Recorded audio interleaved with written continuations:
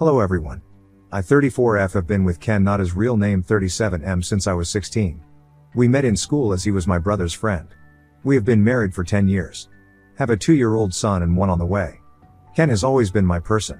The person who you can't picture life without, and I honestly can't remember not loving him. I grew up with him, he's my everything.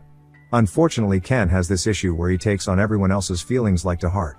I'm not saying it's a bad thing. However, recently his best friend of 20 years has just found out that his wife has been cheating on him and none of the children are his. Obviously his friend is devastated and is staying in our guest room. He's a nice guy, just life has him down right now. He's started the process of divorce. The more time Ken spends with his friend, the more depressed he's become. And distant. Our mornings used to start where I would wake up at 6 a.m. with our son, make breakfast, then about 8 a.m. I could wake Ken up with a coffee and some breakfast before going to drop little one off at nursery and go to work. Ken works from home most days, only going into the office on a Monday. So I'd give him his coffee, he'd give me a kiss, and then I'd go off on my happy little way. Then I'd finish work, get our son and go home where Ken would be making tea. I'd clean up after whilst he was bathing our son and putting him to bed. I thought this was life. It might sound boring to some, but it was my life and I loved it. Our house was filled with love. We would spend our nights cuddling, talking, watching a movie. Date night once a month. We would take our son out together on a Saturday and then Sunday go visit family or have friends over. You get the picture, I'm rambling. Sorry. Anyway, for the past month things have been changing. Ken is more depressed. I make him a coffee in the morning and just get a mumbled, "Thanks." I'd come home from work and the friend and him would be in the living room watching sports. I'm now making tea. Bathing our son, neither of them will barely talk to me. We don't go out on the weekends together. I feel like a single parent. I've tried to talk to Ken about it all, but I get one-worded answers. Then he stays up till about 1 a.m., which I know it's not super late, but I'm passed out by then. I'm exhausted, alone and pregnant. I miss my husband. Yesterday I came home from work and you know when something just doesn't feel right? Well, I went to find Ken to see what he was doing, as his friend wasn't in the house but Ken's car was. He was in his office looking up DNA kits for our son.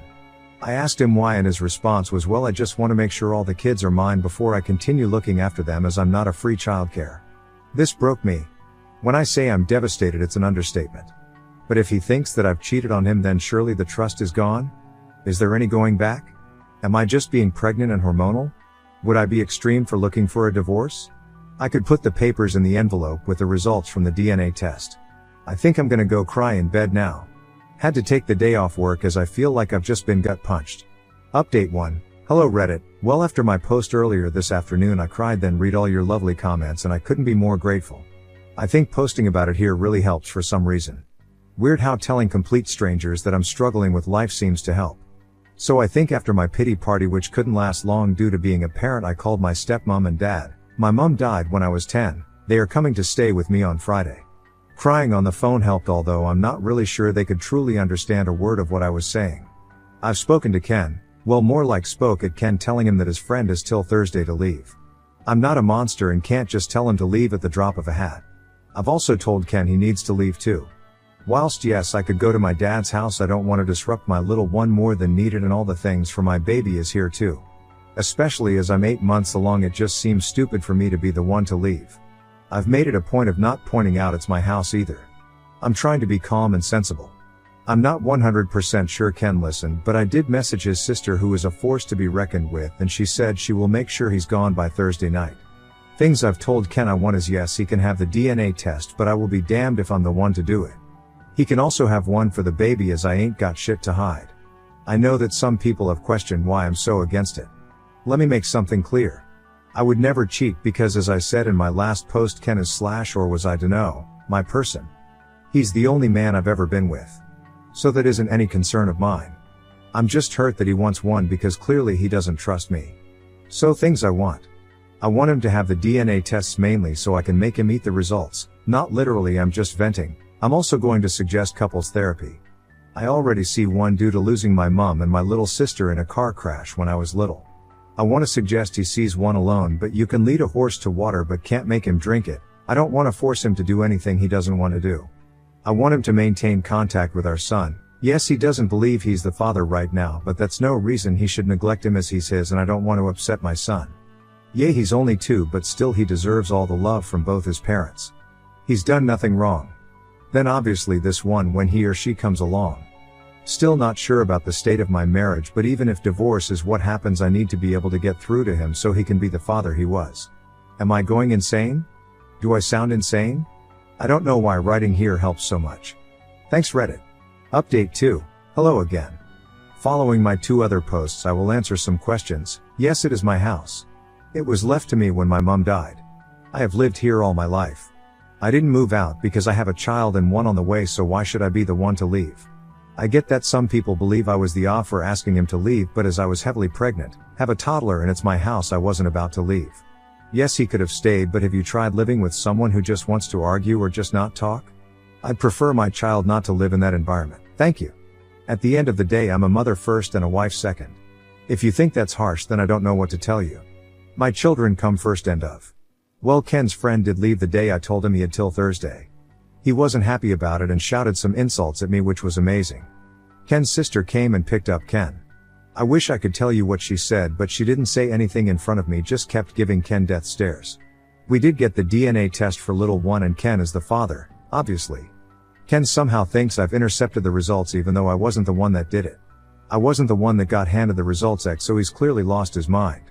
My dad came over and whilst I was making tea my waters broke. My little girl is here, she healthy and happy. She was 9 pounds 8 ounces, so no concern of anything with her. I'm now a mum of 2. I am home now and Ken has been to see his baby girl, although as she's not had a DNA test he disagrees with her being his because his family doesn't have many girls yet. He has a sister, so I just rolled my eyes. I don't really know where to go from here. Ken is refusing therapy. He says there's nothing wrong with him or his brain. I beg to differ. He wants to get another DNA test for our boy but won't tell me when or where, so I can't interfere. Maybe one day he will come to his senses. My dad and stepmom are staying with me for a while to help me with the babies. I'd like to say I'm okay, but honestly my emotions are all over the show. I don't know which was his up. Ken's sister visits the babies and we have an unspoken rule that we don't speak about Ken apart from when our son asks about him. I wish it was the kind of update where he got the results, seen how much of an idiot he's been and we move on, but sadly that's not the case. I can't dwell on it too much, just take shit one day at a time. I do miss my person and worry that he's missing out on his baby girl's life already, which if I think about too much I will just sit and cry, but I don't have time for that. As always, thanks for listening to me rant. I might update if anything else happens in my life. Right now I'm still left wondering if I'm doing the right thing here. Is there anything I could do differently? Why are my kids so hard for him to accept all of a sudden? Update 3. Hello again Reddit. Things have been bizarre, but now I have closure. I know what's happened to my marriage. I know what scum Ken really is. He's not my person and never truly was. So now I just want to divorce him, cut my losses and move on with my life. I'm still at home with my babies settling into motherhood. My dad and stepmom are still here, but they will be leaving soon once I'm more emotionally stable. To say I'm okay would be a lie, but I now know what I need to do. I have some sort of closure with Ken. I know what happened with him and I know that it's not my fault. Turns out Ken was having an affair and has a baby on the way. Even typing that makes me want to throw up. I found this out when a visibly pregnant lady just knocked on my door and asked me when I would be leaving the house, as it's Ken's house. When I say this confused the crap out of me, I mean it. I talked to this woman for a while to try to work out what she was talking about. It turns out that she's Ken's side piece. Well, technically in her head she's his fiancée. A month ago Ken got down on one knee and proposed to her in my fucking kitchen. Classy, right? So they have been seeing each other for a while. She's having his baby. She believes I'm the ex-wife who Ken is letting him stay in his house till I get on my feet. We apparently broke up a few years ago and none of my kids are Ken's. When I go to work in the mornings, Ken goes to her house and works from there. They were waiting for marriage to move in together. How you trying to marry someone when you're already married? Fucking weirdo. I asked for proof of all this. She has pictures of them together. Apparently she has a account that they make content together. I told her we are still married and explained everything to her. I'm not sure what she's going to do. But hey, not my circus, not my monkey. Now I want a divorce. Is it true that once you talk to a solicitor about divorce they can't represent the person you're divorced? I want to go around our town and meet with as many solicitors as possible, as the first hour is free, so that he has a very hard time getting representation. Is that too petty? The house is in my name only and is protected, so there is no way he can take it. I have all my money and we do have a joint account, but that's just what we put our share of household bills in. I haven't spoken directly with Ken. His family have completely cut him off and he's been kicked out of his sister's house. All those people that was concerned about him having tumor or something wrong with his brain, I really don't think that's the case. I think his actions just caught up to him as his lies were going to come out once his baby was born. I think that's what happened. He got backed into a corner and tried to fight his way out. Through divorce process, I will get the court to do DNA testing so he has proof for both. Even if he chooses to not believe it. I'm mentally exhausted from all of this and sat wondering how I didn't notice. Might have to go for an eye test. But honestly, would I be so wrong for just making his life as difficult as possible to get legal advice, or is that too far? I want him to suffer. Update 4, December 1st, 2024. Well, hello there again, Reddit. I'm okay. I totally just forgot about my ramblings on here, lol. I'm doing okay. I'm officially divorced from Ken.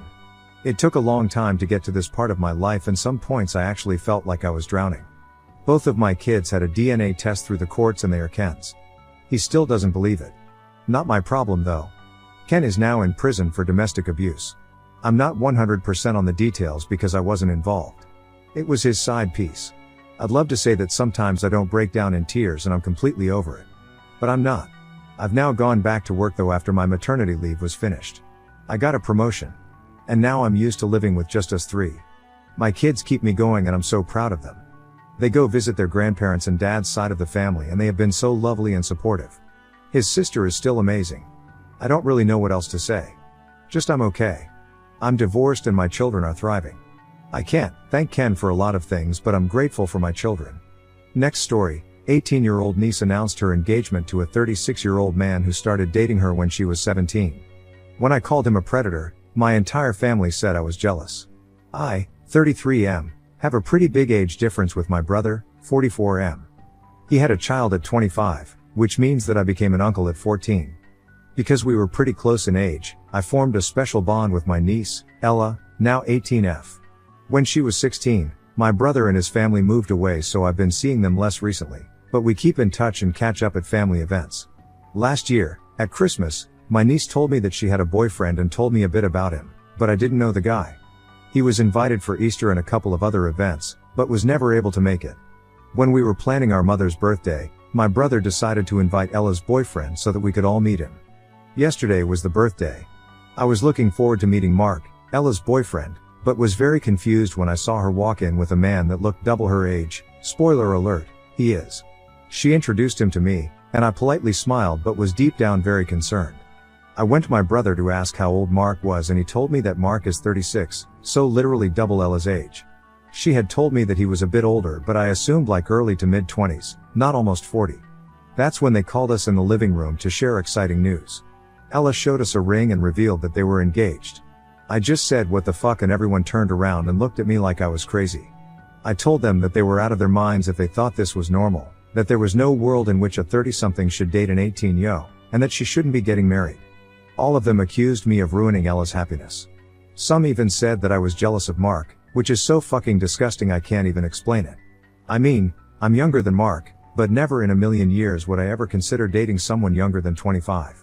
They told me that it was perfectly legal as they were both adults, which isn't true because they've been dating for a year and Ella turned 18 7 months ago, and that if they were happy that's all that matters. I told them that they were sick for allowing this and that he was a predator, but they wouldn't listen. I know this isn't my business, but I can't help but fear for Ella.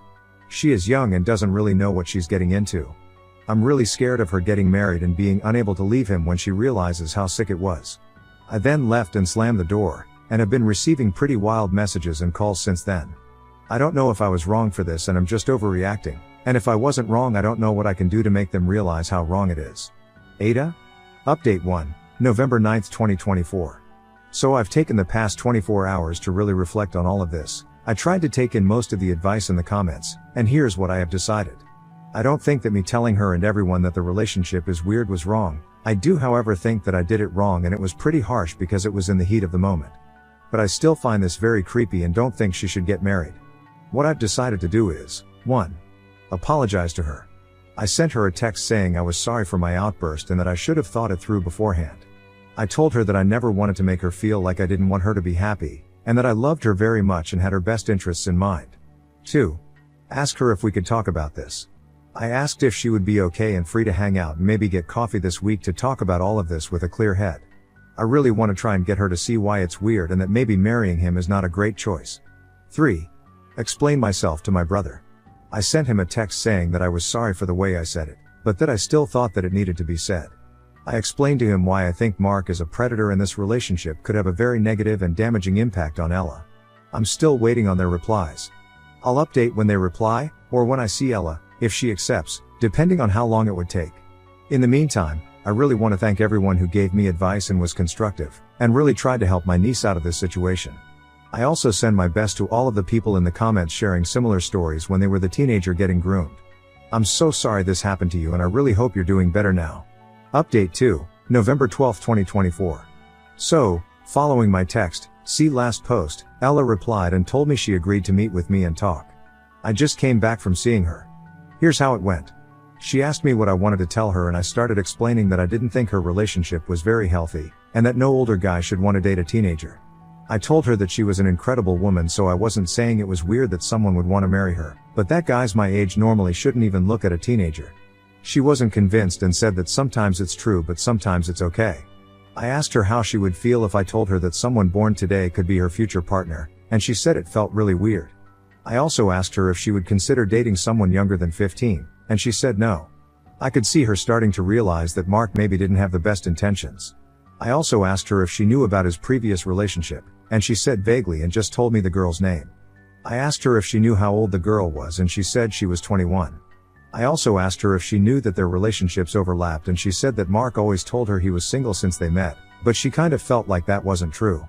I told her that since his previous girlfriend was also significantly younger, it seemed like he had a thing for younger girls, which is kind of weird. After discussing that, she told me a bit more about her relationship. She told me she was starting to feel weird about it because of Mark's recent behavior. I asked what she meant and she said that he had been flirting with a lot of girls, who were all also younger, including some of Ella's friends. When she confronted him, he sort of gaslit her into thinking it wasn't flirting. He was also making a lot of comments about having children with Ella and how cute it would be to see her raise them. She told me she was absolutely not ready for that and also wanted to go to college and work and not be a som. Because of all of that, she was doubting her relationship and I told her that I understood. She said she was scared of breaking up with him because he had become her whole life recently and she didn't know what she would do without him. I told her that she was surrounded by people who loved her and would be there for her, and that she was a lot more than just Mark's girlfriend. I said that she knew my opinion on it, but that ultimately the choice was hers, and that I just wanted her to be happy. I also said I would be there for her no matter what. She told me that she will try to break up with him this week, and she'll let me know how it goes. I'll edit this post if I have more info. Also, again, thank you to everyone who gave advice and tried to help us. I really appreciate it. Edit. Okay, so I just want to say, some people in the comments seem to think that this is fake, and you know what, I can understand. And I don't really care. I'm not asking you to believe that my life is real or fake, and it's great that you don't just believe everything you see online. But I just want to say this, there are hundreds of people on here or elsewhere that share similar stories. I'm not really affected by people thinking I'm lying, mainly because I'm not the one in that situation. But some people might be. Some people come on here to share something that might have traumatized them, and the last thing they want is for others to think they're lying. So if you don't want to believe me, that's fine, but the next time keep that to yourself. It's fine to not believe something, but you don't have to say it, because it might make other people feel really bad. Additional info, Oop clarifies details regarding the BF's previous relationship prior to current one with Ella. To explain this in more details, I went through the guy's socials with my friends a few days ago because we thought there might be other weird things going on, and we ended up finding info about his previous relationship, the one right before Ella. So Ella told me at Christmas, so December 24th, that they had been dating for a few months, but when we searched his Facebook we saw a post wishing happy birthday to a girl who he called his baby on December 12th. And this girl appeared in other posts where they were kissing or he was calling her pet names, so we assumed she was his GF. Which Ella confirmed afterwards. And this girl also looked very young. He at one point wrote something about her and said as soon as you're done with college, so we knew she was in college. And she looked between 20 and 25. And Ella then confirmed that she was 21. But yeah, basically it seemed like he was still with his ex while dating Ella, so I asked her if she knew about that. Oop should be prepared to support his niece if she chooses to break up with her BF and distance himself from the family if they are blaming Oop for Ella's breaks up. Yeah, I'm pretty sure if she ends up breaking up with him, which I hope, her dad will blame me for it. Which is the last thing she'll need if she manages to get out of that relationship. I will gladly take the blame, but I'm just scared she'll feel guilty about it and blame herself if she sees that her dad is mad at me. She's a very empathetic kid, which is a really great quality, but sometimes she hurts herself because of it.